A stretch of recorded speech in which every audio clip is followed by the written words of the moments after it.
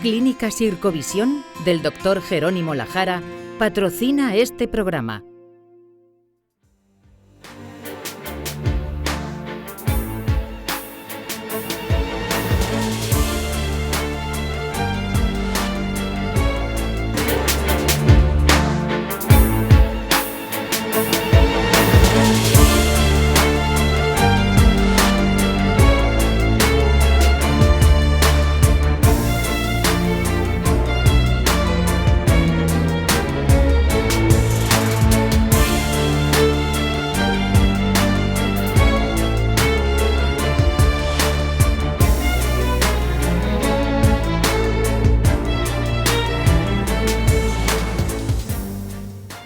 Bienvenido a La Salud en tus manos, un programa que hacemos aquí en Popular Televisión y que también emiten nuestros amigos del grupo Cadena Media. Hoy vamos a hablar de la endoscopia digestiva. Como sabéis, mediante la endoscopia podemos ver el interior de muchos órganos. Hay distintos tipos de endoscopia, la artroscopia, la broncoscopia, etcétera. Nosotros hoy nos vamos a centrar en la endoscopia digestiva, desde el inicio, cómo ha ido evolucionando y el importante papel que juega actualmente para el diagnóstico e incluso el tratamiento de muchas enfermedades. Para todo ello contamos con los siguientes invitados. Pilar Esteban, gracias Pilar por estar aquí otra vez. Muchísimas gracias por contar con mi participación, un placer como siempre. Tú eres médico especialista en aparato digestivo en el Hospital Morales Meseguer. Sí. Senador Morán, gracias senador. Muchas gracias por haberme invitado. Médico también, especialista en aparato digestivo, pero en Santa Lucía y profesor de medicina aquí en la UCAM. Y Fernando Alberca, gracias Fernando. Gracias, Juan. Tú eres jefe de servicio de medicina del aparato digestivo en el Hospital Virgen de la Risal. Muchas gracias. Tenemos hoy aquí los tres hospitales, por lo menos más grandes y más importantes. Cuidado que los del Reina no se me ofendan, ¿eh? Los del Reina. Bueno, hemos sacado las cámaras a la calle para ver qué le gustaría saber a la gente sobre el tema que vamos a tratar hoy. ¿En qué casos son útiles las endoscopias? ¿Duele hacerse una endoscopia? ¿Requiere hospitalización la endoscopia? Bueno, estas preguntas las vamos a ir respondiendo a lo largo del programa. Pilar, explícanos qué es una endoscopia digestiva y en qué consiste. Bueno, pues la endoscopia es un tubo largo y flexible que puede ser de diferentes diámetros, que inicialmente en sus orígenes era un procedimiento diagnóstico, pues para ver qué es lo que pasaba dentro del tubo digestivo, pero con el avance tanto de instrumental, tecnológico, técnicas de sedación y de preparación, pues actualmente es un procedimiento imprescindible para el manejo de muchísimas enfermedades del aparato digestivo, bien por el diagnóstico, como por su papel en la terapéutica, en el tratamiento.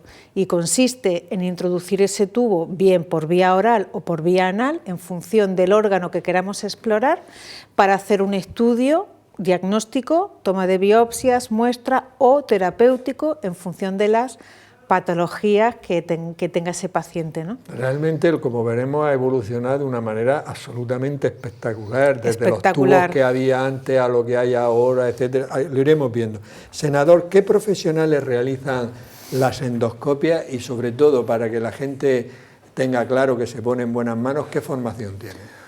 Pues Juan, los profesionales que le realizan en nuestro país son médicos, ¿de acuerdo? Existen otros países en los cuales, pues bueno, determinadas exploraciones las puede hacer otros profesionales sanitarios, pero en nuestro país son médicos y en concreto especialistas en aparato digestivo.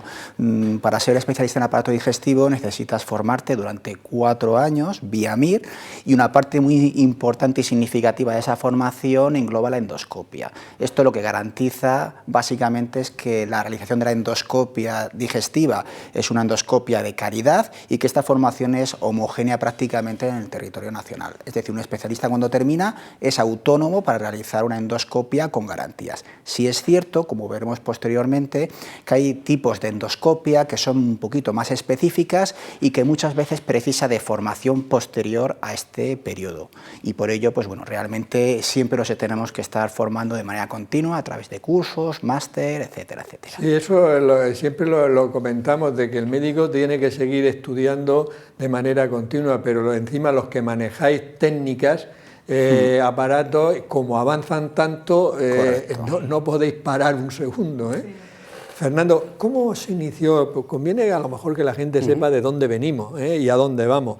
¿Cómo se inició la endoscopia digestiva? ¿Cuáles fueron los comienzos? Los comienzos. Bueno, los griegos ya tenían interés por ver el tubo digestivo por dentro, ¿vale? Pero realmente desde principios del siglo XX, no me quiero equivocar de siglo, ya se empezó a tener intención de hacerlo. Lo que pasa es que en principio era con tubos rígidos, era muy incómodo, era tragasables casi.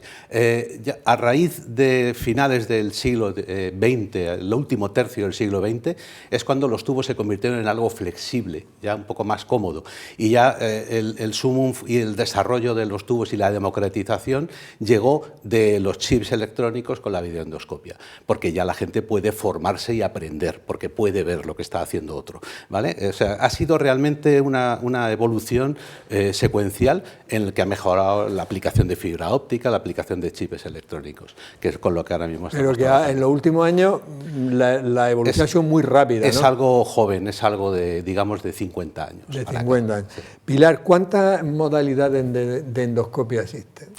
Pues muchas. Dependiendo del órgano que queramos estudiar, pues fíjate, Juan, si tenemos la gastroscopia, que es la endoscopia digestiva alta, que consiste cuando se introduce por vía oral, que ahí lo que estudiamos es el esófago, el estómago y parte del marco duodenal.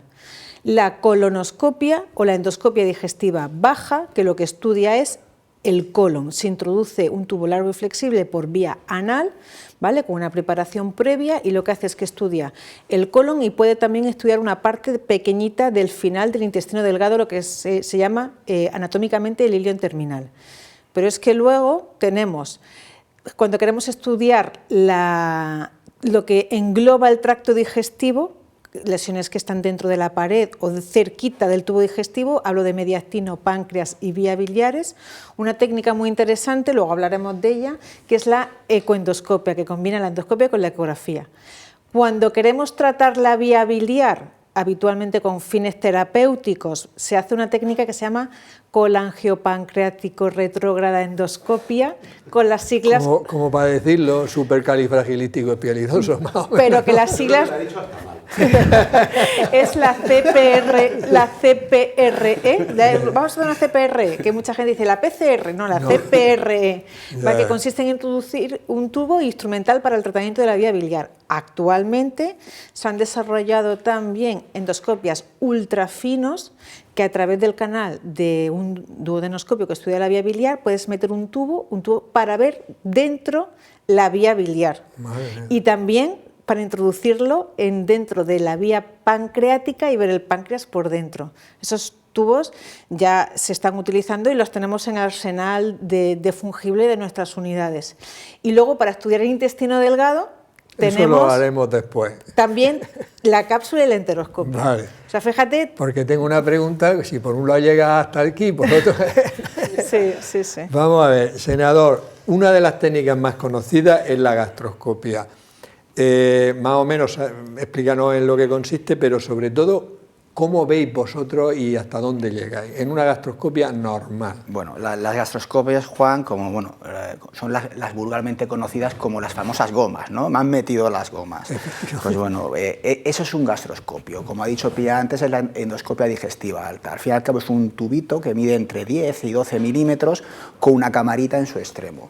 Como ha comentado Fernando anteriormente, pues el hecho de tener la videoendoscopia ha facilitado que nosotros podamos ver en un monitor externo, pues desde el esófago hasta la segunda, tercera porción duodenal y, lógicamente, hacer un diagnóstico y también hacer una terapéutica.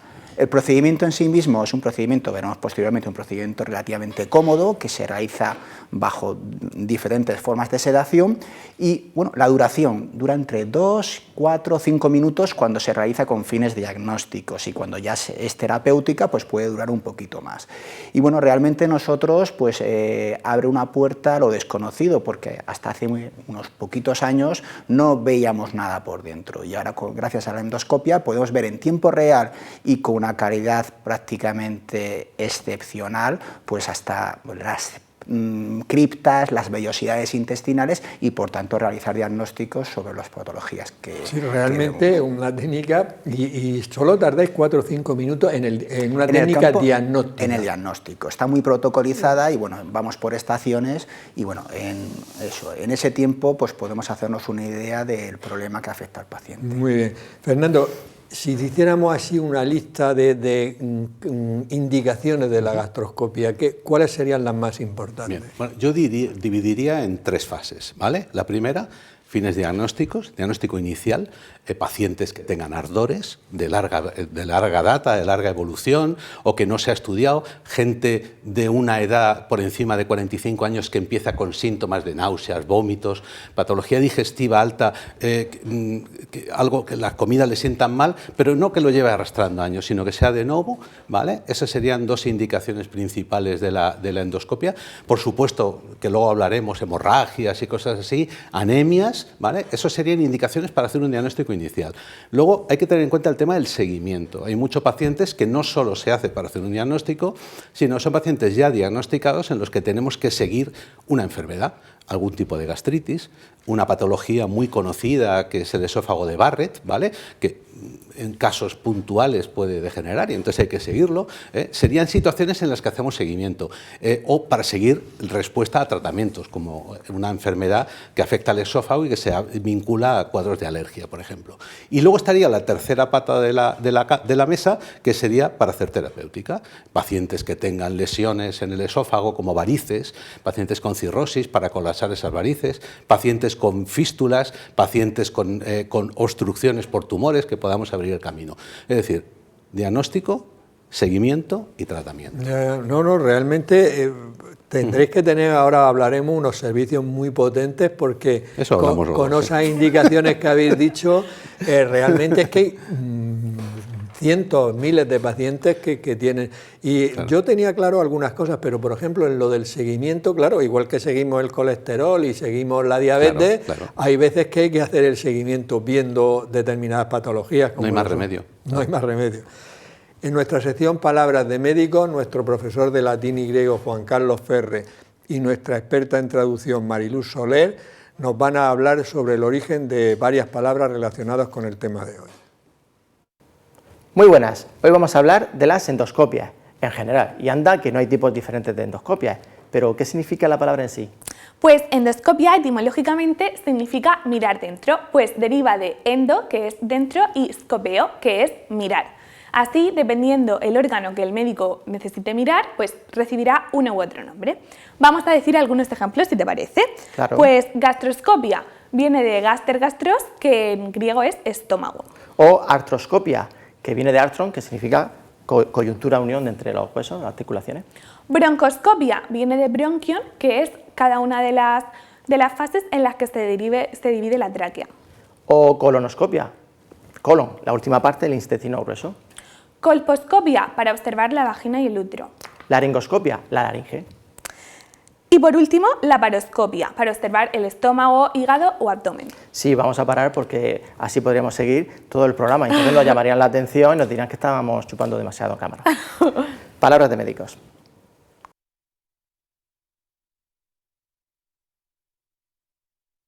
Bueno, pues ya sabemos el origen de estas palabras, sabemos un poquito más. Vamos a ver, Pilar, otra técnica es la colonoscopia.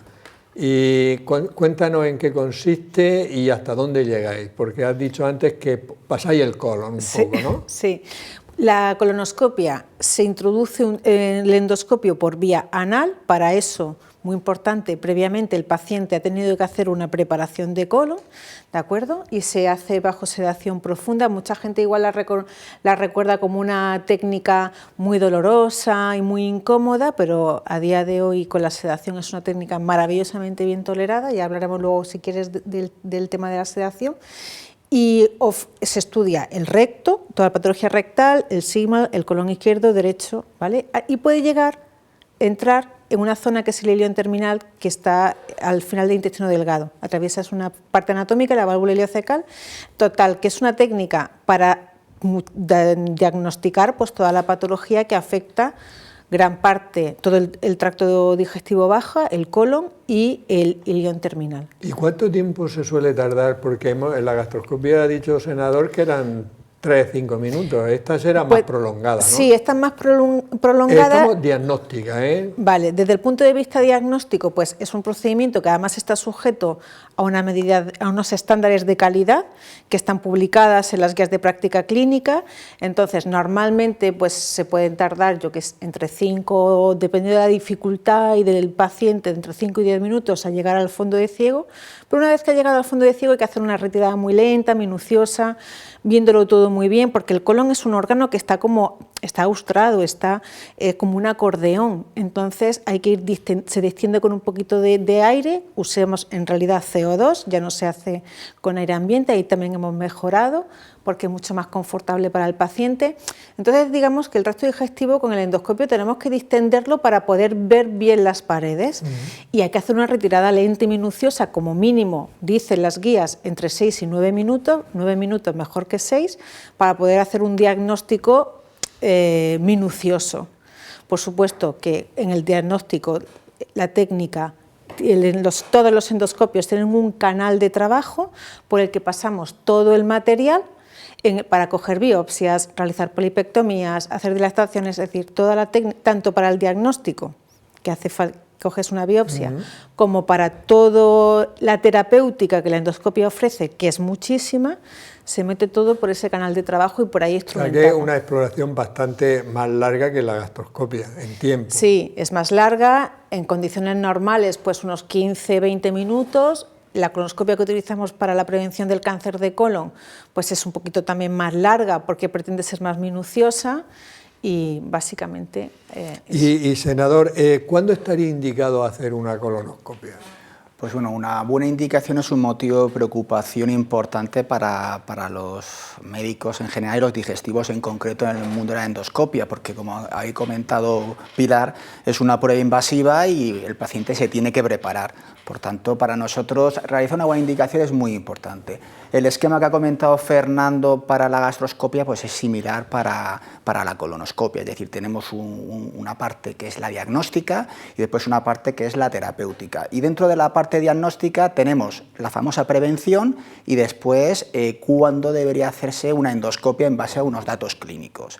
En cuanto a la prevención, nos tenemos que guiar por lo que dicta los programas de cribado de cáncer de colon, que es a partir de los 50 años deberíamos realizar un test para saber si tenemos más probabilidades, es decir, gente que no tiene ningún tipo de síntoma. 50 años. Es cierto que en los últimos años está bajando esta edad y ya, por ejemplo, en Estados Unidos es a los 45 porque se ha visto que hay un aumento de incidencia de cáncer en edades que previamente se suponían que eran seguras. También es cierto que hay pacientes que tienen antecedentes familiares, es decir, están asintomáticos y tienen antecedentes familiares y son los menos, padecen determinadas enfermedades genéticas que pueden propiciar que tengamos que realizar una colonoscopia no a los 50 ni a los 45, sino mucho antes, ¿de acuerdo? Y después, ¿cuáles son los síntomas por los cuales un paciente, independientemente de la edad, tendría que hacerse una colonoscopia? Pues son los famosos datos de alarma. Hay un estudio reciente en el que se publica cuáles son, según el síntoma, las probabilidades de tener más patología. Y el dato clínico principal es el sangrado, es decir, la rectorragia, la hematoquecia, diferentes formas del sangrado. Si un paciente sangra, se tiene que hacer una colonoscopia. Ya veremos posteriormente con qué urgencia. Otro dato es la anemia. Anemias de origen desconocido pues también son motivo frecuente de realización de una endoscopia. Alteraciones del hábito intestinal, alternancia de diarrea, estreñimiento, pérdida de peso, etcétera, etcétera. Y después también otro dato importante a comentar es que una vez que realizamos una endoscopia y tenemos un diagnóstico, bien sea de pólipos o de cáncer, estos pacientes tienen que someterse a endoscopias de seguimiento, a colonoscopias de seguimiento. Curiosamente, los digestólogos somos los médicos que ampliamos más los intervalos, porque conocemos muy bien, por los datos que provienen del programa de cribado, de la historia natural, lo larga que es la secuencia desde que un pólipo aparece hasta que produce un cáncer. Y fíjate, en las últimas guías, una colonoscopia de buena calidad, excelente, en un paciente sin antecedentes familiares, El efecto protector que se le supone es de aproximadamente 10 años. 10 años, pero con la salvedad esa que has dicho, que no tenga antecedentes familiares de primer grado, ¿no? Entendemos de hermanos, padres o eso, ¿no? Y una colonoscopia de excelente calidad, con los estándares que ha comentado Pilar. Vale, como las que vosotros hacéis, obviamente. Por supuesto. Obviamente. Como las que se hacen en la región de Murcia. Por supuesto.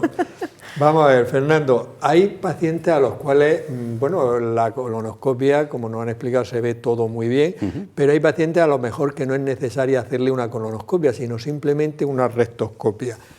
Exactamente cuánto, hasta qué distancia veis y cuándo estaría indicado hacer solo la rectoscopia sin necesidad de colonoscopia. Bueno, yo tengo mi opinión personal, ¿vale? Para hacer una rectosigmoidoscopia, que es ver el recto, que es la parte final del colon, y el sigma, necesitas meterte 30 centímetros, 35 centímetros.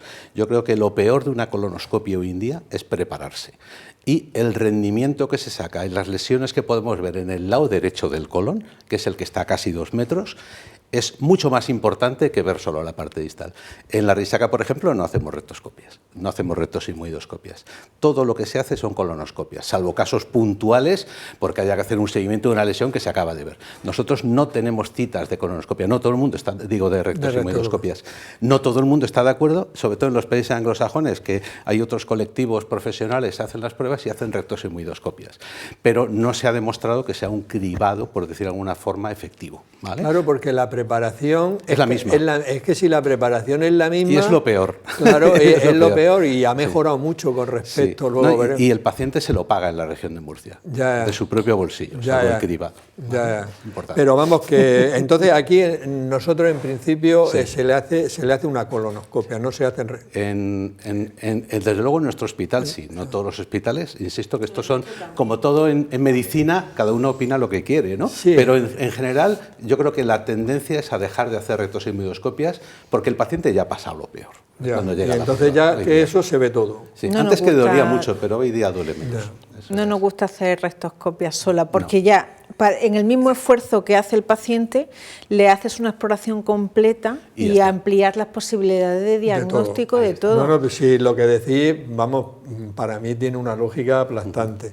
Vamos a ver, Pilar, con la gastroscopia llegamos hasta un trocico del intestino delgado, con la colonoscopia todo el colon y el final, pero nos quedan casi 7 metros de intestino delgado, ¿no? ¿Qué hacemos con ello? ¿Y qué hacemos con ello? ¿Cómo lo vemos?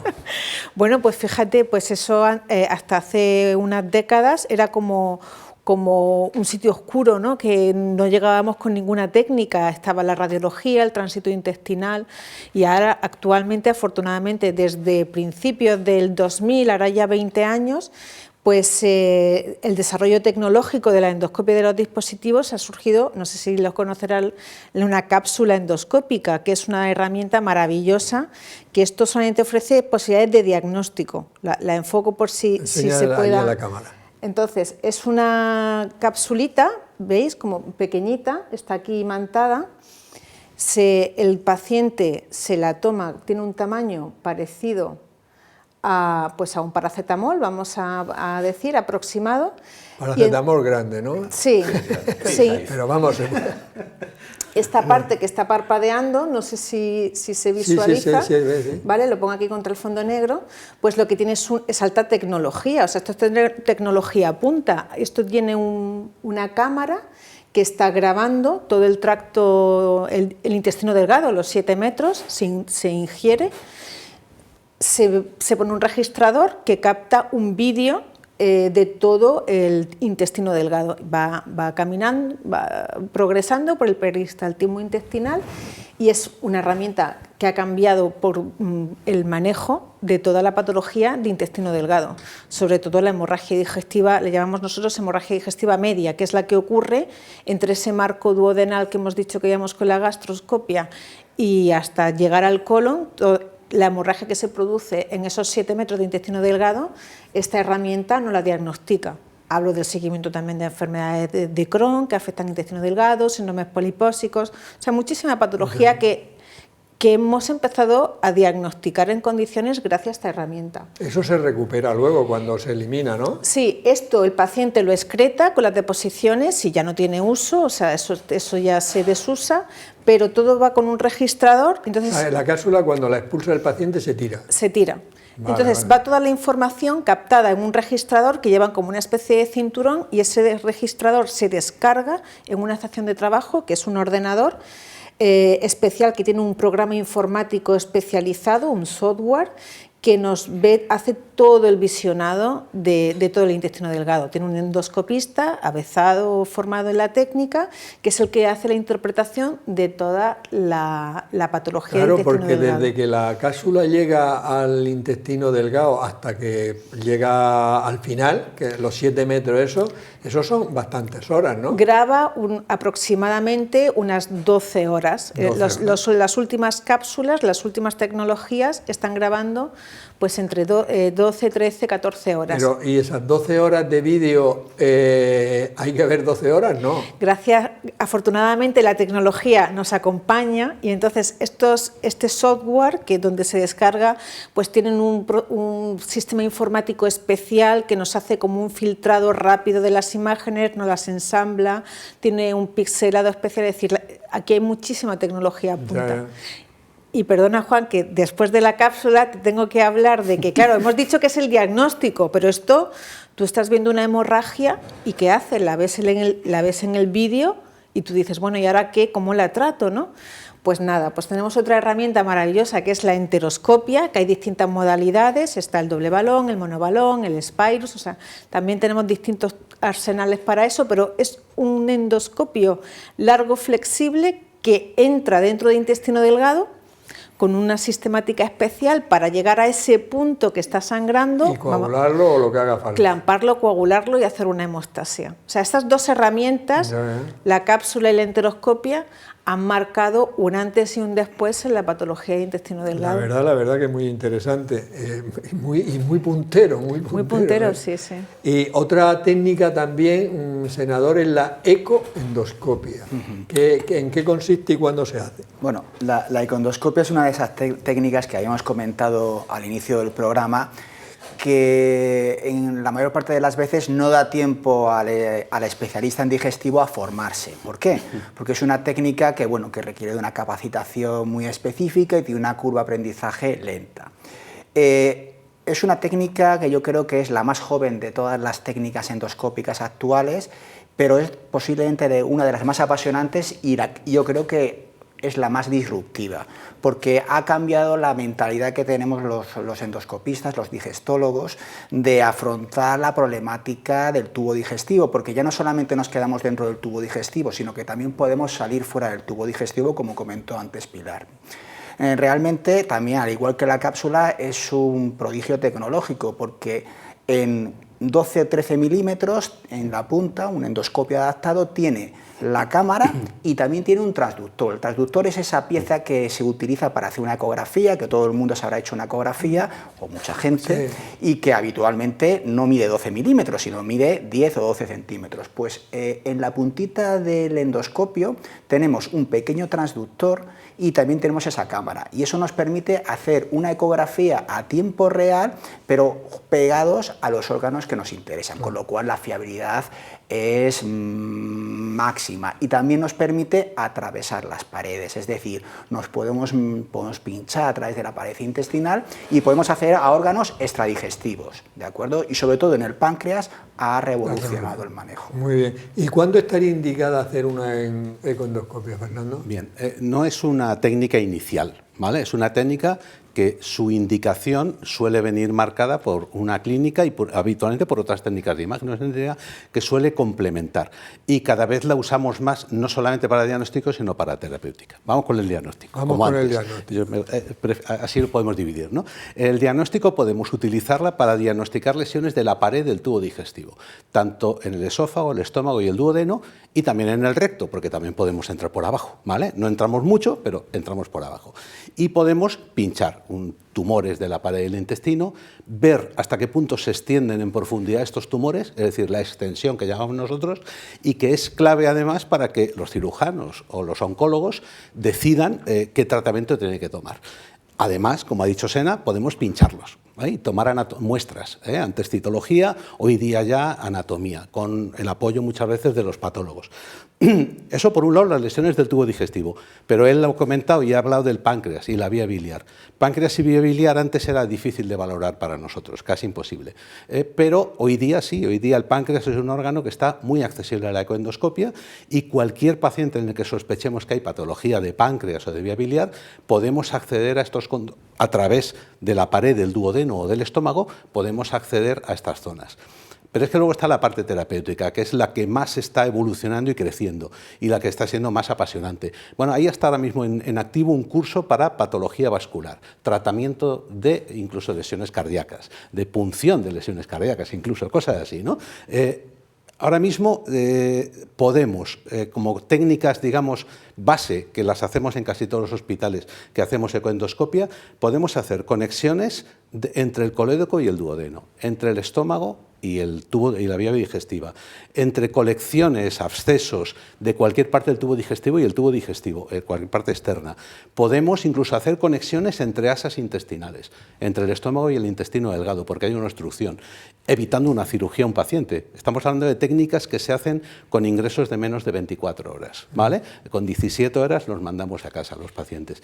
Podemos pinchar ganglios espinales para quitar el dolor. O sea, es una técnica que está, digamos, podemos... Y en pleno desarrollo, por lo que me cuentas. Cada día salen indicaciones nuevas, como todos sabemos. Cada día salen y cada día que lees algo dices, anda, es verdad, si esto está ahí, ¿por qué no pinchamos eso? ¿Vale? Eso es lo que está... Nosotros hicimos un programa hace unos meses sobre el cáncer de páncreas y es un cáncer que es difícil del diagnóstico. La econdoscopia que veis el páncreas algo podrá aportar en eso, ¿no? Ahora mismo se pinchan, ahora mismo la técnica gold standard, la técnica de elección para el diagnóstico y la punción de un cáncer de páncreas es la ecoendoscopia, es la técnica de elección. La técnica, muy bien.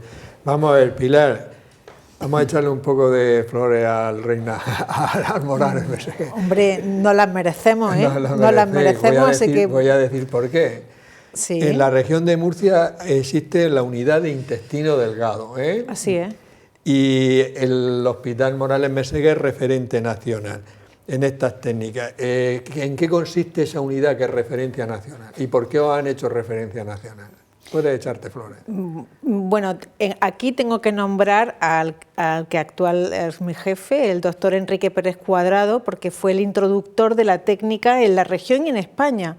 O sea, él vino sobre el 2004 en el Morales Meseguer y empezó sobre todo con la cápsula endoscópica, que en aquel entonces estaba empezando todo su desarrollo tecnológico y su expansión.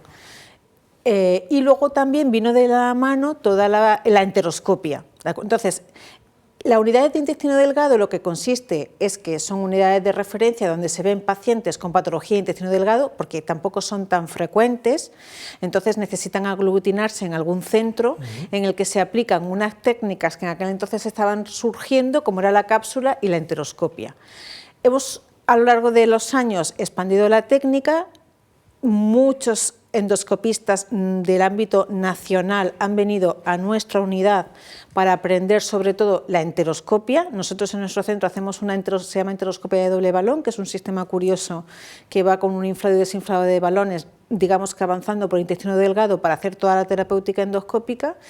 Y a día de hoy tenemos una de las casuísticas más grandes de España, o diría que la más grande, y una de las casuísticas más grandes de Europa. Hemos recibido pacientes de toda España y nosotros hemos formado a los endoscopistas en enteroscopia a lo largo de todos estos años de toda España, gran parte de ellos, por unos cursos de formación específicos que tenemos, y nosotros, tanto el doctor Pérez Cuadrado como yo, nos hemos desplazado por toda España, Portugal y a nivel internacional, Colombia, Bogotá, no sé, India, para enseñar la técnica en otros países. Entonces, ahora digamos como que aglutinamos una de las series más grandes de España y de Europa. Estamos en todas las sociedades. Todo esto sociedades. aquí en Murcia y en el Morales Meseguer. Está muy bien decir las cosas. Hombre, es que eso es así. Eso... Te noto orgullosa, pero tienes por qué estarlo, tienes motivos por los que estarlo. Agradezco el comentario, pero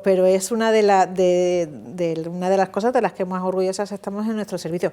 Participamos en todas las sociedades científicas, por supuesto nacionales, en el Grupo Ibérico de intestino delgado. Se han hecho reuniones internacionales aquí de intestino delgado en nuestro hospital. Y estamos en todas las guías de práctica clínica que se han publicado. Dicho queda que estáis, que sois punteros, sois la punta de la lanza. Lo intentamos. Vamos a ver, senador, el nombre este rarito. ¿Qué es la colangiopancreatografía retrógrada endoscópica? CPRE. Sí, utilizaremos mejor el acrónimo, no CPRE. Bueno, la CPRE es una técnica endoscópica que quizás junto con la econdoscopia es la técnica que requiere una capacitación más específica dentro de la endoscopia. Es una técnica que habitualmente no se forma al igual que la econdoscopia durante el periodo de residencia, con lo cual necesitas una formación posterior. Es una técnica que no es tan joven, es una técnica ya antigua y que se ha modificado mucho su manera de realizar. Antes era la técnica que utilizamos con fines diagnósticos y hoy en día, con la introducción de la resonancia, del escáner, de la econdoscopia, solamente se realiza con fines terapéuticos, porque es una prueba invasiva que, bueno, que incluso en las mejores manos no está exenta de efectos secundarios.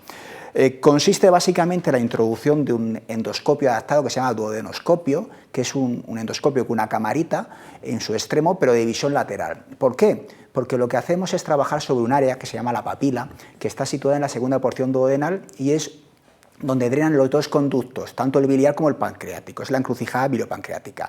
Ahí lo que hacemos con ese duodeno es canularla con una guía y una vez que conseguimos canalizar ese colédoco, ese conducto, pues introducimos un poco de contraste para dibujar el árbol biliar. Una vez que lo dibujamos, pues podemos trabajar sobre él, ¿de acuerdo? Y bueno, ya comentaremos la cantidad de aplicaciones que tiene. Podemos quitar piedras, podemos hacer múltiples intervenciones.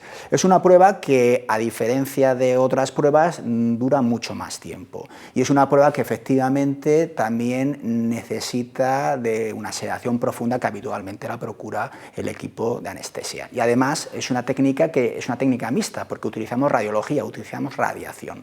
Es decir, es una técnica muy completa y que eso sí requiere de una gran capacitación para la realización de la misma. Sí, porque lo has explicado muy bien, pero ahí llego al duodeno, llego a la papila, he hecho la papilla para ver pero luego hay que hacerlo. O sea, no, hombre, resulta muy difícil canudar la papila. Por eso que dicho así es que parece coser y cantar, pero es muy complicado. Una cirugía mínimamente invasiva.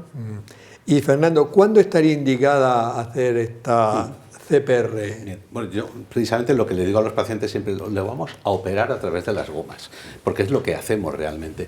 Es que realmente, si nosotros no hacemos las indicaciones que tienen, son pacientes que van a requerir cirugías a veces muy complejas, complejísimas, con estancias hospitalarias de 1 semana, 2 semanas. Ahora mismo incluso podemos hacer CPRE con estancias de 4 o 5 horas en el hospital solamente. La principal indicación, probablemente, la principal, y es una cosa muy habitual, son las piedras en el conducto de la bilis, ¿vale? Que pueden producir fiebre, colangitis, infección de la bilis, que puede producir ictericia, el paciente se pone amarillo, ¿vale? Y que puede producir dolor, el cólico hepático asociado. Esa es, digamos, la principal indicación dentro de las que hacemos, que en la resaca hacemos 500 y pico al año, pues a lo mejor más de la mitad por esto. Luego también podemos solucionar complicaciones posquirúrgicas. Esto es una cosa muy habitual. No es muy habitual, vamos, pero conmigo los cirujanos me machacan, ¿no? Pero que es verdad que a veces después de cirugía se pueden producir complicaciones o incluso estenosis, es decir, cierres de los conductos, pacientes con trasplante hepático, tenemos series muy importantes en trasplante hepático que producen cierres de los conductos biliares. Solucionar eso por cirugía es una cirugía de alta complejidad y de mucha estancia hospitalaria y mucha morbimortalidad. Y nosotros lo podemos solucionar con una cierta facilidad, de hecho es lo que estamos haciendo.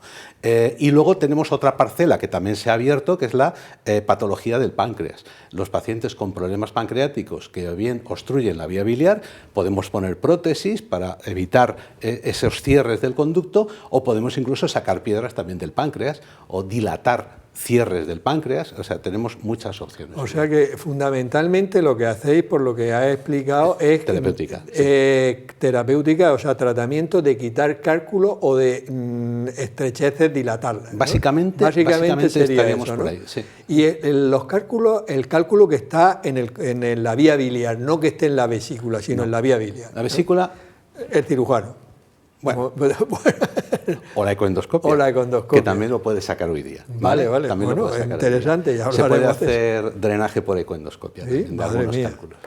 Vamos a ver, los cirujanos, desde luego, entre el tratamiento de la cirugía metabólica con los nuevos fármacos antiobesidad, que haremos un programa y todo esto, no estarán muy contentos con nosotros, pero en fin, vamos a... No, están muy contentos, pues solucionamos muchos problemas postquirúrgicos. Claro, sí, Quiero decir, yo creo que estamos en una de las mejores épocas de colaboración entre servicios, fíjate lo que te digo. Eso es muy importante. Yo creo que es así. Pilar, ¿qué preparación necesitan realizar los pacientes para las más frecuentes, gastroscopia y colonoscopia? Vale.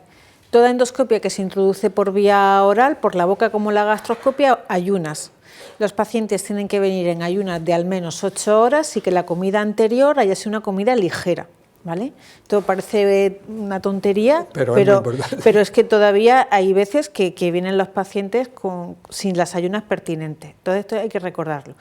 Y toda endoscopia que se hace por vía anal requiere una preparación previa de colon. Esto lo que supone para el paciente es que tiene que estar unos días previos con una dieta sin fibra, una dieta blanda, y el día de antes, bueno, cambiar los horarios en función, se tienen que tomar un preparado, que es lo que peor llevan los pacientes, porque no está bien de sabor, que lo que hace es una limpieza de colon, ¿vale?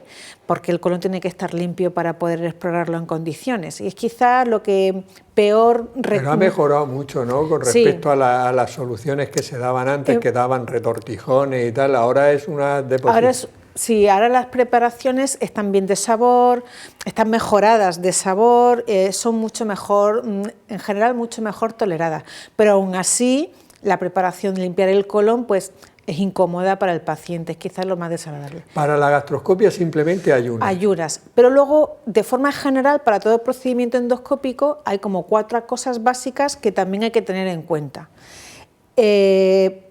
Los pacientes tienen que hacer una valoración del tratamiento anticoagulante. No se puede hacer una endoscopia, o no se debe, con un paciente anticoagulado. Entonces, los pacientes anticoagulados se deben de realizar una retirada del anticoagulante y de los fármacos antiagregantes, ¿de acuerdo? Y luego hay que valorar... Como si fuera una intervención quirúrgica 7 días antes, por ejemplo, los antiagregantes. Sí. Fernando está aquí diciendo que para algunas cosas sí, unas cosas no, pero de forma general sí. Los anticoagulantes y los antiagregantes se deben de valorar y se deben de retirar, ¿vale? Hay unos protocolos específicos que en función de la situación del paciente pues se retiran antes, después, en fin. Eso por un lado. Y luego, otra cosa importante, la valoración del riesgo anestésico del paciente. ¿Por qué? Normalmente, la gran mayoría de los procedimientos básicos vamos a hacer la sedación los endoscopistas, ¿de acuerdo? Pero tenemos que saber pues, que el riesgo anestésico, insuficiencia, patología cardiopulmonar, cardíaca, la obesidad. ¿Por qué? Porque si es un paciente con un riesgo anestésico muy alto o es una técnica compleja que va a requerir tiempo, pues entonces aquí colaboramos con los equipos de anestesia que están trabajando con nosotros en nuestras unidades para apoyarnos en estos pacientes complejos. Muy bien. Entonces, senador, vamos a ver, la endoscopia, en principio, como te hacen sedación, la mayoría serían poco molestas. ¿Qué tipo de sedación se utiliza? Y Pilar ha dicho una cosa que, o sea, a veces las sedaciones suaves, por decirlo de una manera llana, ¿las hacéis vosotros o siempre debería de haber un anestesista? Un tema muy duro, ¿eh? Muy buena pregunta. Bueno, el tema de la molestia, efectivamente, ahora hoy en día con la sedación que prácticamente se ofrece con carácter universal a todos los pacientes, pues ha dejado de ser un problema esas molestias. También comentar que, por ejemplo, la gastroscopia no duele. Hay mucha gente que tiene mucho temor a la gastroscopia, pero la gastroscopia no duele. Genera náusea, sensación subjetiva de falta de aire, pero que no duele. La que duele es la colonoscopia. Es cierto que con la sedación ha mejorado muchísimo la práctica de la endoscopia y sobre todo también a los médicos, a los digestivos, nos ha facilitado realizar la endoscopia en mejores condiciones y hacerla mejor, ¿de acuerdo? La sedación, pues bueno, hay, como ha comentado Pilar, hay un grupo de pacientes que por su alto riesgo anestésico siempre deben estar en manos de un anestesista, ¿de acuerdo? Que son los que, bueno, manejan la vía aérea, los que tienen mayor experiencia en la realización de sedaciones y también determinadas pruebas, por ejemplo la CPR es una técnica que habitualmente también se hace con el anestesista. Es cierto que bueno, nosotros, por lo menos en nuestro hospital, ellos son capaces, porque tenemos un anestesista todos los días, de sedar entre el 15 y el 20% de todo el volumen de endoscopias que hacemos. Es decir, si nosotros queremos plantear hacer una sedación universal, tendríamos que tener 4 anestesistas y bueno, no existe posibilidad. Entonces, bueno, no solamente aquí, sino prácticamente en todo el territorio nacional, la sedación en pacientes no complejos, en pruebas no complejas, en diferentes grados, se realiza por el equipo de endoscopia y para ello, pues bueno, seguimos una serie de formación específica avalada por nuestra Pero sociedad. tenéis un anestesista en la unidad de endoscopia por si en un momento determinado... El estar en un ámbito hospitalario implica que ante cualquier urgencia el que realiza la sedación tiene que asistir, pero siempre puede recabar y recurrir a la ayuda de cualquier otro compañero. Muy bien. Vamos a ver, Fernando, tú eres el jefe de servicio de medicina del aparato digestivo en la Risaca y allí hay una unidad de endoscopia digestiva. No debe ser fácil organizar todo eso porque además no solo están los médicos, hay otro personal. ¿Cómo funciona, cómo se organiza eso y qué personales trabaja en esa unidad? Bien, lógicamente hay un jefe de sección de endoscopia, Juan Egea, que afortunadamente para mi salud física y psíquica existe, ¿vale? Realmente se organiza, las agendas, la endoscopia en los hospitales hoy día se organiza por agendas. Los pacientes están citados en agendas, los pacientes pueden ser ambulatorios, pueden ser pacientes que están ingresados dentro del hospital o pacientes urgentes que aparecen de nuevo. Y hay que llevar un equilibrio entre las tres, ¿vale? No vale decir priorizo al hospitalizado, no. Si un paciente está citado ambulatorio en una agenda y hay una urgencia, el ambulatorio tiene que esperar, hay que hacérselo ver, ¿vale? De manera que es importante, ¿esto qué quiere decir? Que no solamente el médico participa. Aquí hay una función enorme.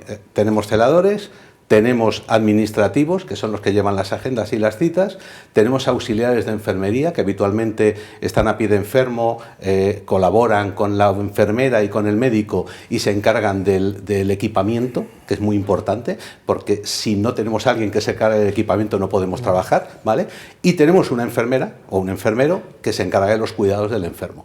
Coger la vía, el despertar, acompañar hasta la sala de recuperación y luego estaría el médico. Hay que decir también, que no lo hemos comentado antes, que hay gastroenterólogos pediátricos que también hacen endoscopia en niños, ¿vale? En nuestra región, y además algunos muy buenos, ¿vale? Y eso es lo que compone una unidad de endoscopias, ¿vale? O sea, que es una unidad compleja por todo. Es compleja, por ejemplo, en la Risaca hacemos 13.000 pruebas al año, ¿vale? Eso hay que gestionarlo, lógicamente. 13.000 endoscopias al año. Claro, 13.000 endoscopias al año se hace, con lo cual eso hay que gestionarlo, lógicamente. Eso es complicado, ¿vale? Muy bien, vamos a dar paso a la sección me lo compro, me lo como, no me lo compro, no me lo como. De los vídeos que hacemos para nuestro portal de salud y dentro de esta sección hoy hemos elegido las nueces.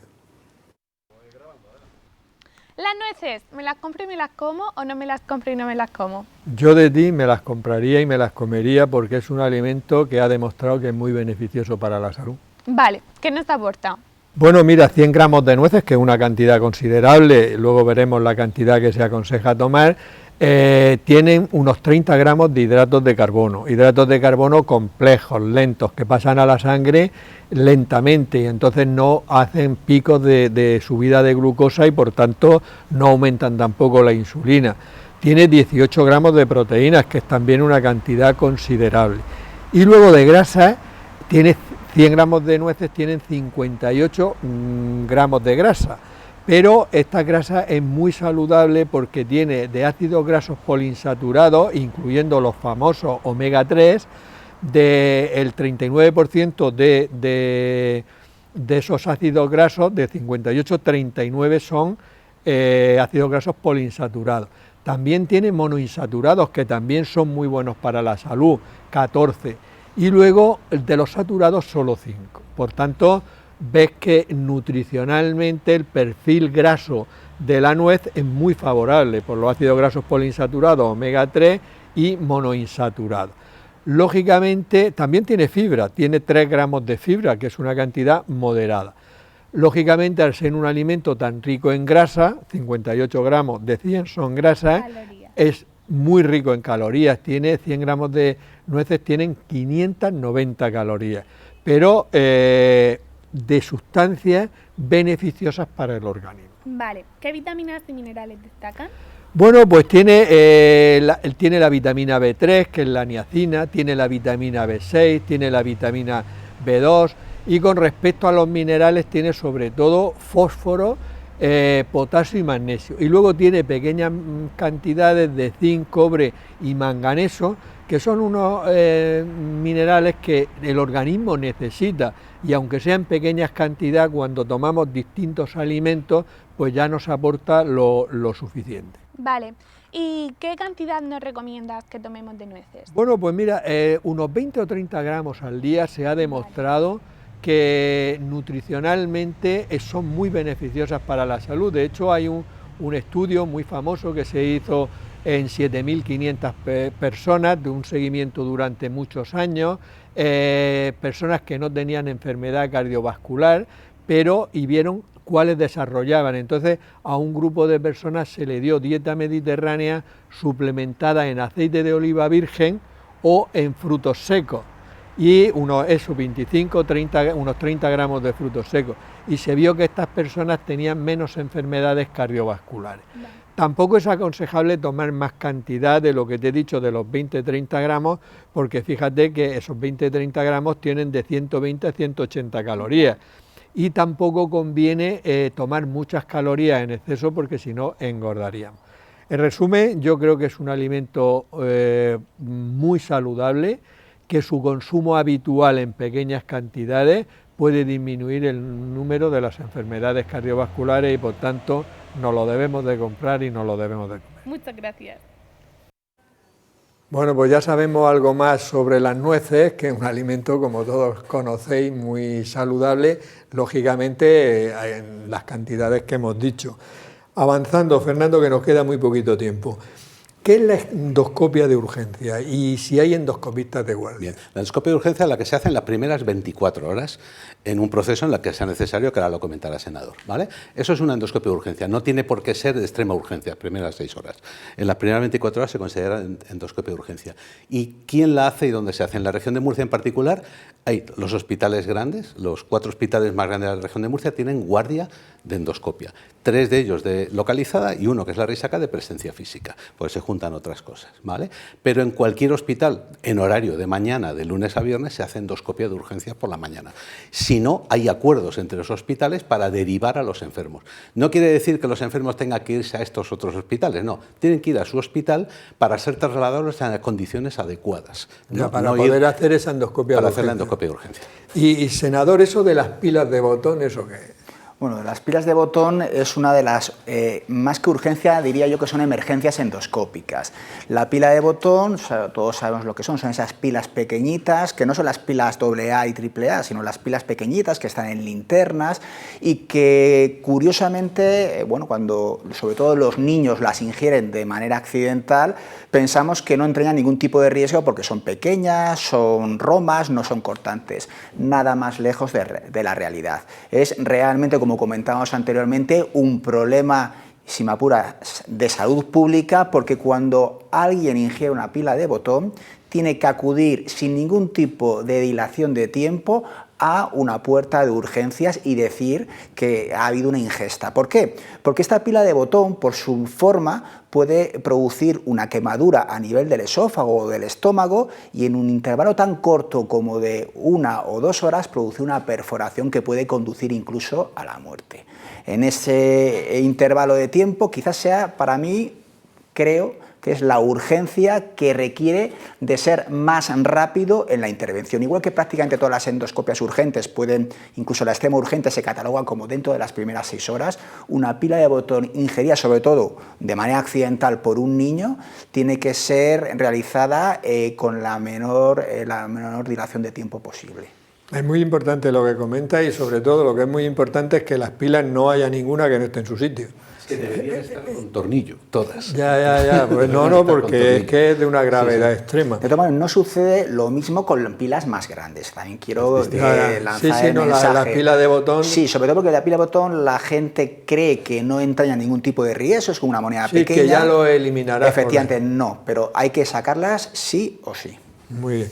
Pilar, ¿qué enfermedades se trataban antes con cirugía y que ahora tratáis con endoscopia? Pues muchísimas, de hecho, cada vez los endoscopistas somos más terapéuticos y muchísima patología antes quirúrgica, pues ahora se trata por endoscopia. El escenario más habitual y más claro es la hemorragia digestiva.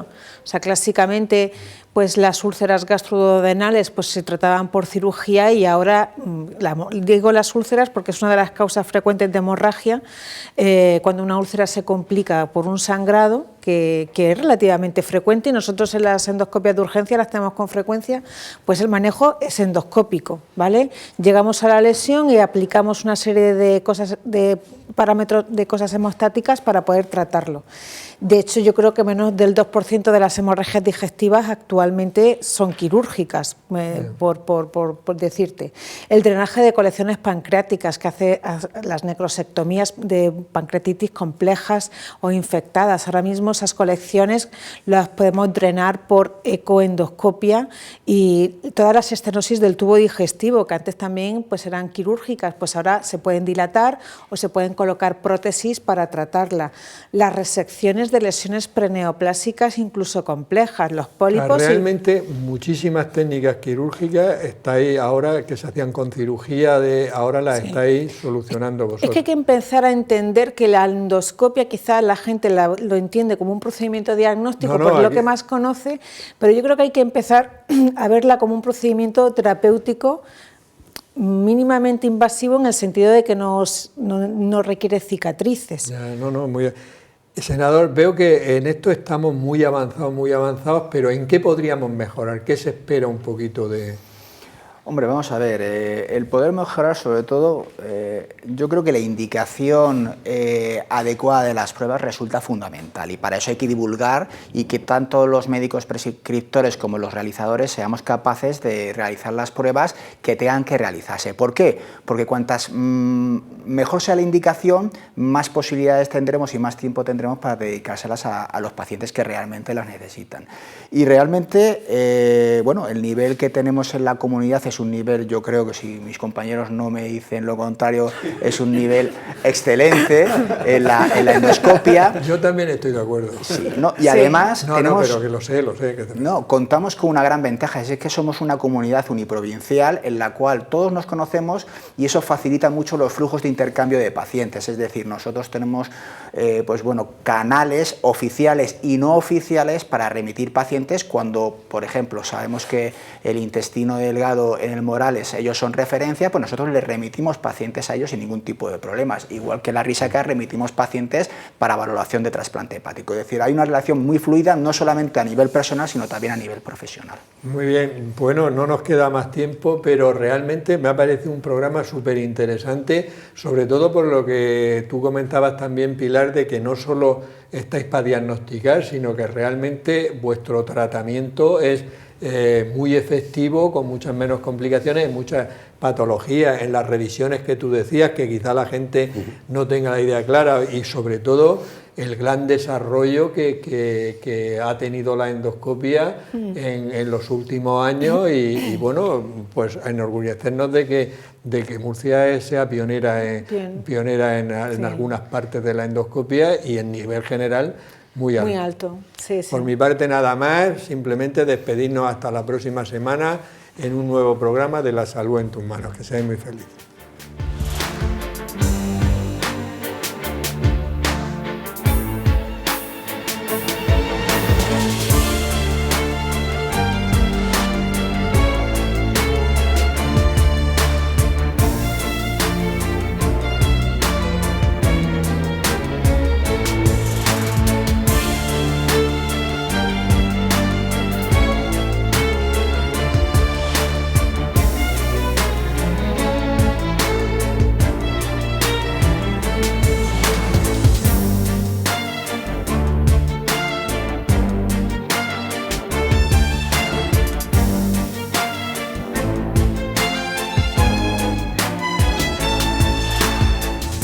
Clínica Sircovisión del Dr. Jerónimo Lajara patrocina este programa.